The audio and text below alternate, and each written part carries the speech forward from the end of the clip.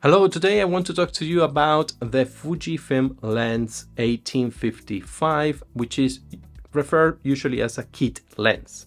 But this lens has nothing inferior compared to other kit lenses. Actually, it's pretty amazing. It is the equivalent of a 27-84mm in a full frame camera format. It is very light, only 310 grams, and the RLMOIS stands for the R. It has an aperture ring, you can do it manually. LM has a linear motor, meaning that it's going to be very silent and fast. And the OIS means it has optical image stabilization built in the same lens. It's called kit lens because it's usually offered with many of Fuji models together when you buy it, but actually this lens is pretty amazing because it has the optical stabilization built in the lens, meaning that from my point of view, this is probably the best or one of the best Fuji lenses out there for video on a budget. Especially if you are vlogging, for example, you're walking around, you can have the stabilization of the lens plus the stabilization of the camera, which gives you a lot of different creative opportunities with that.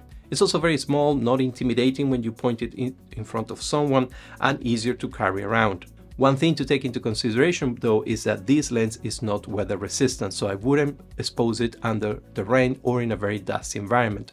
For something like that, if you need a similar focal range with this lens, I would suggest to use the 16-55mm, which I made another video about it, and which is weather resistant, is tougher, bigger, more expensive, but I mean that will be a lens for that sort of environment. Otherwise, I would really recommend to go around with this one. About the aperture, it's 2.8 when it's wide angle, and as soon as you start moving, you lose it.